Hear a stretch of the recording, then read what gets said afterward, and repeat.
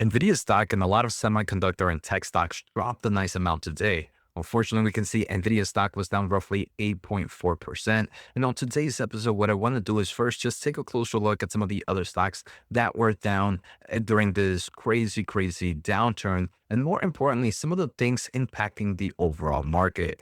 Now, too long, don't watch. I do believe a lot of the things that are happening right now are more macro related opposed to individual business segment. I mean, Nvidia just reported earnings, and as we're going to see in this video, Nvidia is now trading at some crazy valuations, but also we all got some pretty crazy news from OpenAI. They just announced a new AI model, and supposedly Meta is rumored to be doing something insane in the AI space as well. So all this can trickle back to Nvidia. Let's take a closer look. But like always, make sure to check out my special offer at fool.com/Jose and check out my free daily semiconductor newsletter, whatthechip happened.com. I want to thank the Motley Fool for sponsoring this video, and check out fool.com/Jose for the 10 best stocks to buy now. With that link, you get a promotional offer for the subscription service. Now, let's continue with today's episode. All right, so right now we can kind of see a heat map of the overall stock market today, and obviously Nvidia was one of the big reds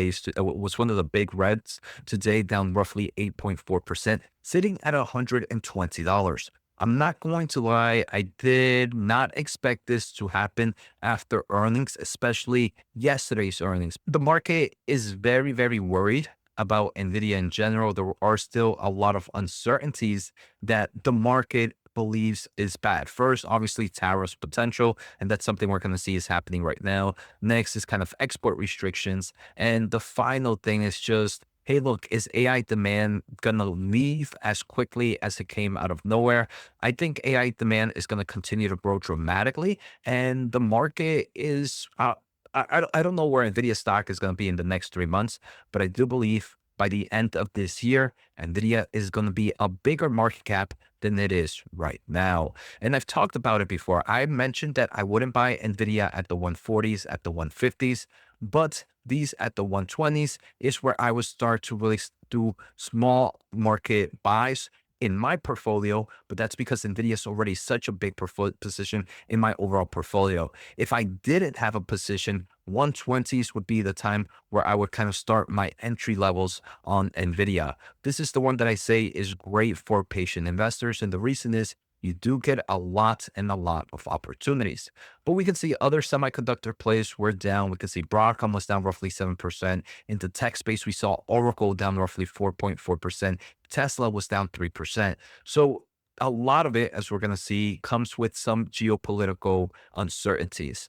So President Trump confirmed that he would restart the pause tariffs on Canada and Mexico and threatened the same against the EU, creating these tensions with various nations, right? And the market at the end of the day is always hates uncertainty. So what happens if tariffs come out, and then would this kind of start this trading war? And that uncertainty of what would that do to the market creates volatility. And this is why I do believe we saw a lot of tech stocks kind of take a hit.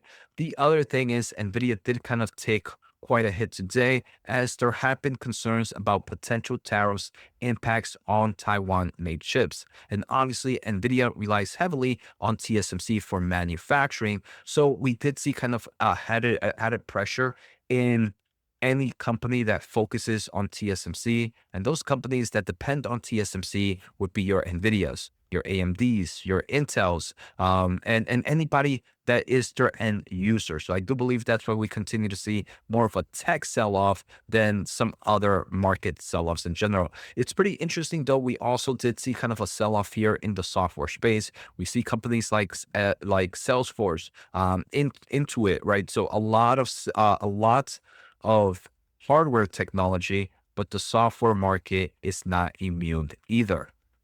Now, the final uncertainty, and remember, the market hates uncertainty, is just economic data concerns. It seems like U.S. unemployment claims surge higher than expected.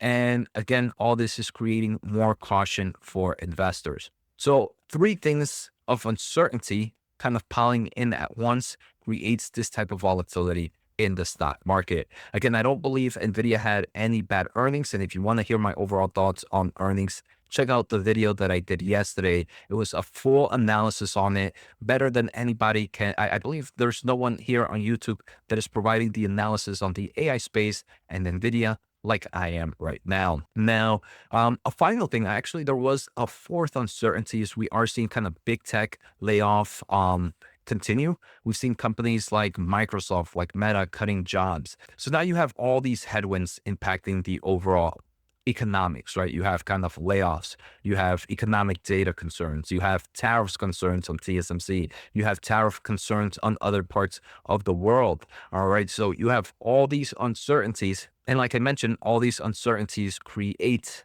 negative pressure for the stock. Now, I wanted to just showcase NVIDIA's forward 1 year PE ratio. This is for the next fiscal year. So about 22 months from now, is trading at 21.64.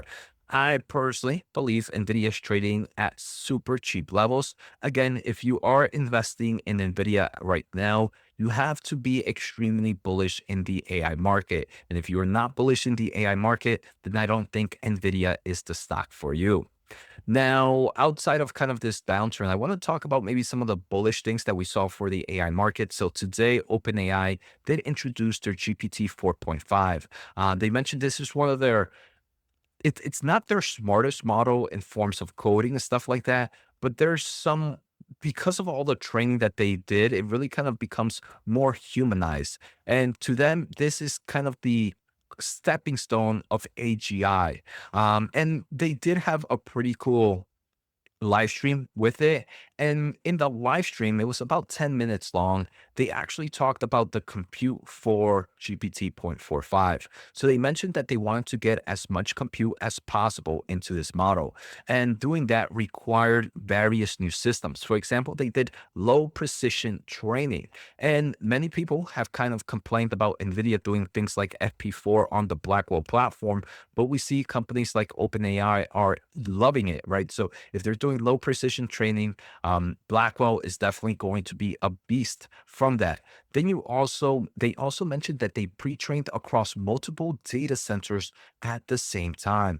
This is one of the first times I'm hearing this, where usually you're kind of training on one super giant cluster, but it seems like GPT 4.5, OpenAI, and Microsoft have found a way to train these models across multiple data centers. And that is definitely something that, in my opinion, will help revolutionize the AI market.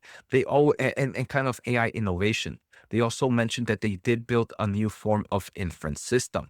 Now, Sam Altman, I think, gave even something better. So he mentioned GPT 4.5 is ready. Some bad news. They are growing a lot, and because they're growing so quickly, they are out of GPUs. We will add tens of thousands of GPUs next week and roll it out to the plus tier then, and then hundreds of thousands GPUs coming soon.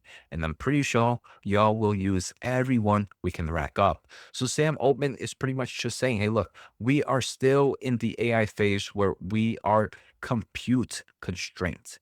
If you think DeepSeek, if you think these AI models improving efficiency means you need less AI compute, you are completely wrong. And Sam Altman pretty much kind of broke it down here. So right now, they mentioned this isn't how we want to operate, but it's hard to perfectly predict growth surges that lead to GPU shortages. So there has been some form of innovation and excitement in the AI market, and we're seeing GPU shortages.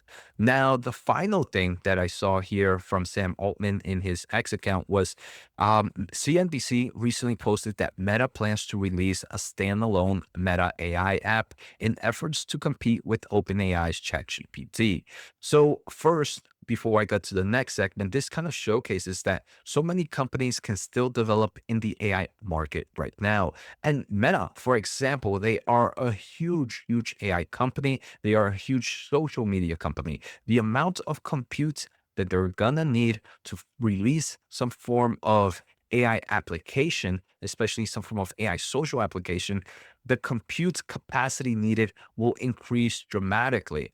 And Sam Altman, then, so that's the first thing, right? You're still seeing new applications being developed, even by big tech players, which can increase the amount of compute needed. Then Sam Altman responded. He says, okay, fine, maybe we'll do a social app.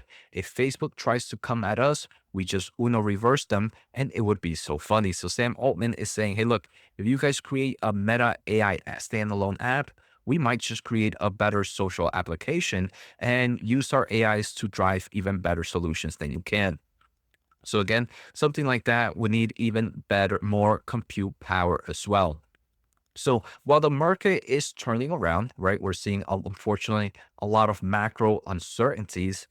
I believe most of these macro uncertainties are things that do not break away the long-term thesis of AI. And if it doesn't break the long-term thesis of AI, while Nvidia stock and all these AI chip company stocks can be volatile, the long-term potential is still there. So we'd love to hear your thoughts on this right now. Did you buy any stocks right now?